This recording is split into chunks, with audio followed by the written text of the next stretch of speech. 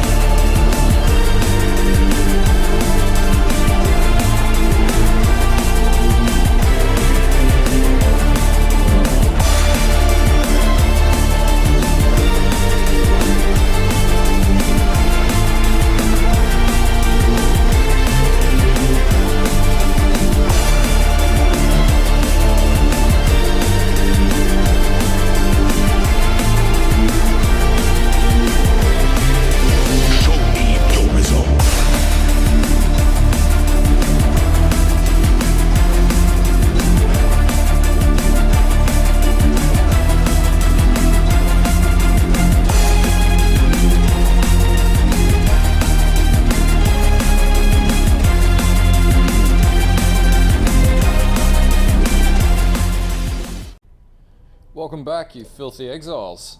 So this is the Ground Slam Impale Champion build guide that I was saying I was going to do on the weekend, and I didn't end up getting to it, so it's a little bit late, but we've still got plenty of time in the league, and I hope this one helps you get set up. So basically the mechanics of this build are pretty simple. We're going to basically let our Ground Slam charge up from our where is it? Fist of War. So when it's got that little red sort of barrier on the Ground Slam icon, that means it's fully charged and you've got your Fist of War active. We're going to hit W, which is going to charge up our Intimidating Cry. We're going to hit E, which is going to charge up our Seismic Cry. And then, you know, for good measure, we're going to charge our Enduring Cry because we can. We're going to make sure Q's activated. Then we're going to Ground Slam. Then we're going to hit Q, and that's going to bring in all of our shards. And as you would have seen in the B-roll, at the start of the video, it basically eviscerates packs and destroys mobs of enemies. Now, originally I did have an explodey chest on this, as you guys would have seen in the live stream, but I've since removed the explodey chest because I actually found I got better damage out of not having an explodey chest. Now, this chest piece here, this is a really cheap and nasty chest piece, and there are way better ones out there in the market. But for the purpose of, I guess, just running it without explodey chest, I got it running with an absolutely abysmal chest piece, and it runs quite well. Now, the other thing about this build, and you'll notice when we go through gearing and everything else, basically we're going to need a pretty hefty axe here, hefty two-handed axe. So, you know, if you can get something in the vicinity of a 750 plus DPS axe, you're going to need that. Helm-wise, I've just got Pride Mana Reservation Reduction on my helm. There's nothing special about it. Health or resist armor, that's all you need in your helm. Amulet, basically we're going to try and aim for Chaos Resistance here to get a bit of that up, and also we want to drop that non-channeling mana skill so that our Fist of War only costs 6 mana to actually hit with. Now rings, you're just going to go steel rings because, you know, physical damage. You at least want one ring with life on hit. In this case I've got one with 20 life on hit, and then I've multi-crafted on that. Ryslythan's Coil, I know it's a little expensive, this isn't necessarily the cheapest build, but anyway, when we get into the gearing options, or the gearing section, I'll explain this in a bit more robust way. Now the other thing that you'll need for this build is you want to run a Writhing Jar, which basically drops worms on the ground. You're going to kill those worms, and then you should be able to generate shards on the ground from killing those worms as well, which is going to increase your damage. And the last thing is Culling Strike Gloves. Now, these aren't necessarily easy to come by. More than often, you're going to have to soft craft this, and it's pretty easily. You're just going to want to get something that's 82, 83 item level, as far as spike gloves go, with a Warlord's influence, and then you're just gonna alteration slam this until you get culling strike. And if you can get that down to, you know, in this case, one prefix and a suffix, then you can multi-craft on this and increase the damage base on these gloves. As you can see here, these are pretty gnarly gloves, and I think they're worth about 30x based on just the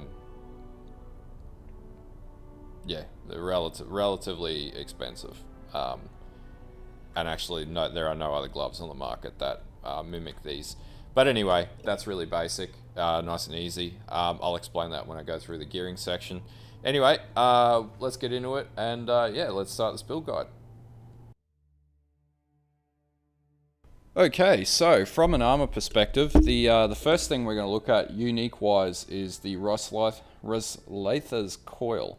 The reason why we want this is this belt's going to increase our maximum health, strength. It's going to increase our maximum physical attack damage while decreasing our minimum downside damage, and it's going to add physical damage to attacks. This belt is a little expensive, but for this build is absolutely appropriate. Gloves wise, as I've got on the screen there, you're going to get spike gloves, which give you implicit 20% increased melee damage. Now you want a maximum life roll on this, and in order to get culling strike, you'll actually need the Warlord's influence. Now the other thing you'll see with mine is I've actually done a triple craft modifier, which you can get from doing the Pale Council, and that will give you. Then I've bench crafted on physical damage to attacks and 40% increased damage while leeching, which amps up your damage significantly. The culling strike works quite well when you're ground slamming, and more than often if you're ground slam, you know, when you hit enemies, your ground slam will cull, and then basically everything will die anyway. So you may not necessarily have to hit your Q on your Call of Steel, and you'll do impeccably huge amounts of damage. Now, helm-wise, which I haven't got on there so much, but you'll see it in the POB, your helm, you're just going to run maximum life or resist. Your body armor, you're just going to run maximum life and as much resist as you can get. Boots, again, maximum life, resist, 30% movement speed as always. If you can get, well, you really don't need Tailwind or Elusive, simply on the basis that we're not running any crit on this build. This is a Resolute technique build. Now, from a weapon perspective, you'll notice in my POB, I have a Flesh Ripper axe, but you don't actually need that if you're not going to run crit. In this case, you're going to want a Val axe. You want at least 750 DPS, physical DPS that is. You want increased physical damage rolls. Now, the best way to get those rolls is by having a Warlord influenced axe. You want increased attack speed. You want to have increased quality. This is going to increase your base damage. Now you also want increased physical damage to attacks, and then pretty much any other modifier that you can get for a physical damage roll, which you'll probably more than likely get as an influence roll. You can get it that way. You can either craft this axe, but if you wanted to buy this axe, in particular the one that I have in the POB, I think I paid a minimum of 11 to 18 Exalt. So the more DPS, the more expensive it gets. But that being said, it's not impossible to craft this axe either. It's quite straightforward using jagged fossils, essentially. So perfect fossils and jagged fossils to get your quality up. And then as you get your quality up, if you've got item level 86 axe, then you just roll jagged fossils and then until you get what you want. And then you can bench craft the remainder. Okay, so for jewelry, you're going to want to run 2 steel rings. Now you'll notice on mine I have 2 steel rings, one is Elder Influence and one is Hunter Influenced. This is simply because the Hunter Influence rings give you quite good maximum physical damage rolls, and the Elder Influence ring gives me 20 life gained on hit, which is incredibly good when you want sustainability. Pretty much on these rings, you're going to want to run life on hit, maximum life, physical damage to attacks. I've also integrated some non-channel skills have a reduction to mana cost so that I can get the on-hit mana cost down. I've also got at least T2 rolls on maximum resistances to cap my resistances, and pretty much any other attributes where you need to make up for, you'll make up for on your rings. But pretty straightforward.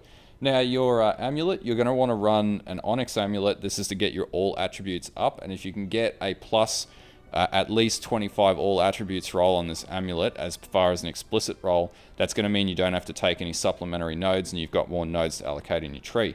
You're also going to want to run physical damage to attacks, maximum life. In my case, I've got 30% chaos resist in the one in the PoE, and I've also rolled non-channeling skills have a -7 to total mana cost as well to increase my sustain for mana as well. Oh, and the anoint you're going to want to run as slaughter. This node actually allows you to have a chance on kill, or I think it's on kill, to give you onslaught, which will increase your attack damage and your attack speed.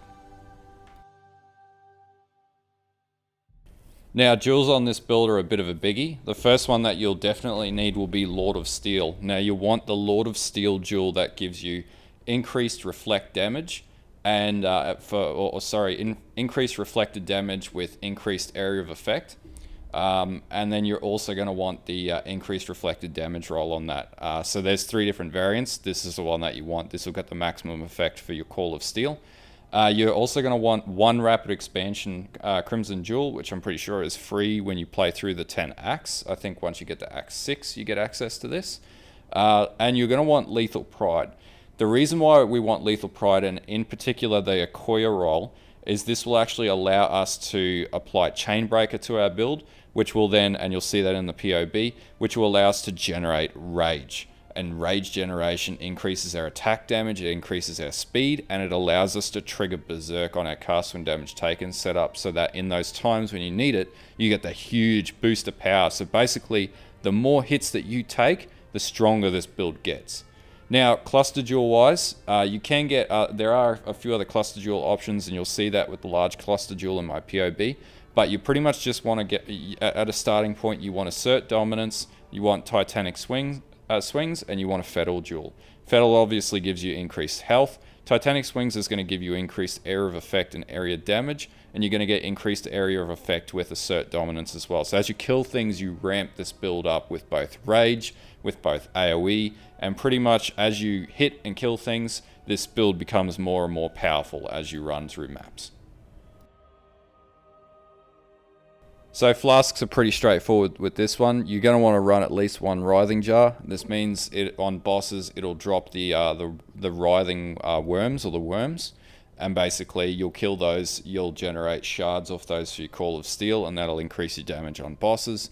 Lion's Roar is a no-brainer. This will increase your armor, increases knockback, and gives you flat physical or melee attack damage, which is going to amp up your DPS quite significantly as well. As you'll see in the POB, I think it gives you an additional 1,000,000 DPS on top on hit. Okay, so skill breakdown. So in your helm, you're going to run a level 15 Immortal Call, level 5 Blood Rage, level 13 Cast Some Damage Taken, and level 15 Berserk. Chest-wise, you're going to run pretty much all of your auras in your chest, so Blood and Sand, Flesh and Stone, Pride. We run Maim because that synergizes with Flesh and Stone. And then you're going to want to run War Banner, and then if you can, a level 3 at least Enlighten to get your mana reservation down. And on your helm, you're going to want to try and get a mana reservation reduction to Pride if you can. You'll see mine has that in the POB. And then your boots, you're going to run all of your war cries, because we're going to be popping war cries constantly throughout this build. So you're going to be running Intimidating Cry, Seismic Cry, and Enduring Cry, and then Second Wind. In particular, this is important for Enduring Cry, because this is how you're going to really sustain those hefty boss fights. You get 2 chances to drop Enduring Cry before it needs to recharge. So that plus Flasks is going to give you increased sustainability in fights. Now for your weapon, you're going to be running Ground Slam, melee physical damage, Pulverize, Impale, Fist of War, and Brutality. And in your gloves, you're going to want to run Leap Slam, Faster Attacks, and Vitality. Now, I've got Splitting Steel in here as well, because in order to run a Call of Steel retraction skill, which is going to bring your shards in that synergizes with your Lord of Steel node, you need to run a Steel skill. And Splitting Steel, for me, is what gets this done. But basically, that's pretty much the gem link setups. As you'll see, everything's been color coded for you to make it nice and easy. And you'll see this in the POB as well. Okay, so pros and cons of this build. Definitely a T16 plus farmer with great ease. It does do A8 Cyrus, as you would have seen in the starting video, part of the video. Does boss quite easily. It's very tanky as well, and you can pretty much face tank most things. You do wipe entire screens, which is satisfying, and watching everything explode into giblets is nice and awesome. And it can run all in-game content without any problems. At least I haven't run into any. The only issue with it, or the only, I guess, downside is it uses slam skills, and if you don't like slam skills and you can't get the timing right, then that's going to piss you off. But aside from that, as an overall, it's a pretty foolproof build without any real issues at all. It's all around, it can do everything, it can, tank everything, and you can definitely make it even better than even this build, but it just comes at more cost. Okay, starting off with the build tree here as well. So basically we're going to start on the duelist nodes in the very middle here, and you'll see this will be provided in the POB for you. The next thing that you're going to do is come down on these first physical damage nodes, because we're not too interested in speed. We're going to get that on our axe, but we don't really need it. You're going to come down, pick up all of the Master of Arena node, then you're going to get Art of the Gladiator, you'll get Destroyer. Then you're going to want to come across and pick up your Admonisher node as well. This is going to increase your Warcry speed and give you some recovery rates on your Warcry, cooldown recovery. Then you'll come up, now I've picked up Martial Experience and these two Leech nodes here. This is going to significantly increase your Leech. Then you'll come up, you'll basically apply your Rapid Expansion Jewel in here. Now mine has Corrupted Blood. The reason why is you will need to get Corrupted Blood to be able to do A8 Cyrus successfully. It's quite cheap on this jewel too, because this is pretty much a trash, most people consider this a trash jewel, but in this case it's very useful for this build. Then you'll come up and you'll get Constitution. This is going to increase your health. So then we'll come back down and we will come back up here all the way up to Born to Fight. This will give us merely physical damage. It'll also give us Heart of the Warrior. That'll increase our health pooling. And then we'll go to the left. Now these nodes you don't need straight away. You'll only get these once you eventually get your Fortify up and running on your Ascendancy. But basically you'll pick up these Fortify effect nodes into Steadfast. This is going to increase your physical damage and also the effect of Fortify while you're stationary and your armor, so it'll give you more resistance. Then you come down, pick up Solar Steel. This increases your maximum elemental resistances, which means you take that little bit less damage with more armor. You'll pick up Bloodless. You'll come down and we're going to get all of these Harvest Foes Axe nodes, the Impale Swift Skewering node down here. You'll also come down and get Golem's Blood and apply your Lethal Pride Timeless Jewel, because when we come around the other side of the tree, which we're going to do here, now you won't apply your Cluster Jewels until number 1 you've got them, and number 2 until you get to about endgame and you actually need them. As you're leveling up, you won't need these straight away. So then you'll come down, you'll pick up the Fortified nodes here, because we're a champion and we have Fortified built into our Ascendancy. You'll pick up Executioner. This is going to increase your damage to low life enemies by 50%, which is where Cull can really kick in and assist. It'll also increase your area of effect. Then you'll come down and pick up the Impaler, which means because this build is intended to hit once and kill once, you're going to impale enemies, inflict 4 additional impales on the enemies you impale, but it also means that you won't be able to re-impale them for 4 seconds. Now you might think that that's not great, but when we're hitting with such large amounts of damage on hit and we're going to use the Call of Steel node, we want to have as many impales on enemies as we possibly can. Finally, you'll get up here and you'll pick up Chainbreaker, which I think I discussed a little earlier in the video, and this is where you're going to see your increases and reductions to mana regeneration rate apply to rage generation, and you're going to generate rage as you run through maps. So then, ignoring the cluster jewels because we'll come back to them, so back at this intersecting node up here, we'll come up. Now obviously I need to get to level 96 to get Juggernaut, but we'll come up, we'll pick up this dual socket node here. Now I do have a Prismatic Watcher's Eye that increases attack damage, attack physical damage while using Pride by 56%, and also gives me increased Leech with Vitality. If you can get that, great. If you can't, it's not going to be a world-ending event. Next you'll come up and you'll get Barbarism. You'll get these escalation nodes because war cries are going to give you sustainability in maps and also give you that damage buff that you want. Here we're going to basically buff exerted damage. And then you will definitely need to pick up Resolute Technique. This means that because we're not running critical strikes, every hit we hit hits 100%. Your hits cannot be evaded, so your accuracy will go up to 100%. I can't quite see it in the tree here. There we go. Hit chance 100%. There we go. Next of all, you'll come across and you'll pick up these nodes into tireless. Now, this differs from a lot of other builds I've seen. Mainly, this is to deal with the mana sustain issue, and at the moment, I have absolutely no issues with 6 mana on hit, essentially, or on skill use. Now, once you've got those nodes, you'll come back down, and the way that you synergize how you apply your life nodes to how you apply your cluster nodes is entirely up to you. But then you'll come back down, you'll pick up these spare socket nodes here. Now in my case, I've applied a large cluster jewel, and this is where I apply my Lord of Steel. I've also got Furious Assault, I've got Ironbreaker. You can get any nodes you want in here. These are not required, but they will help you. Then you can get Assert Dominance, Titanic Swings, and then that will give wake to your Fatal Jewel that you'll apply. And that's basically how you're going to build the tree to get it to the same, I guess, way that I've built it. Now, there's different ways that you can approach the sequencing. You could leave these nodes, you could leave these nodes, you could leave these nodes until last so that you can get this up and running first, and then you can level up and just pump points into these nodes. It's entirely up to you how you do it. This tree's in the POB anyway, and should give you a pretty good idea of what to do.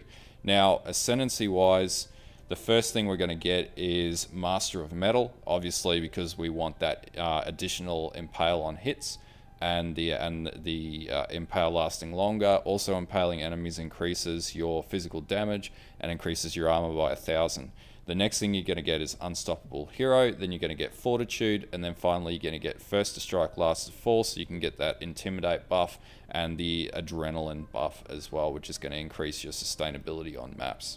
And that's pretty much the tree. Now, Pantheon-wise, I've got the Soul of Solaris selected. This is going to give you, I guess, physical damage reduction to enemies where there's only one enemy, and you're not going to take any additional damage from critical strikes if you've taken a critical strike recently, which I find quite useful.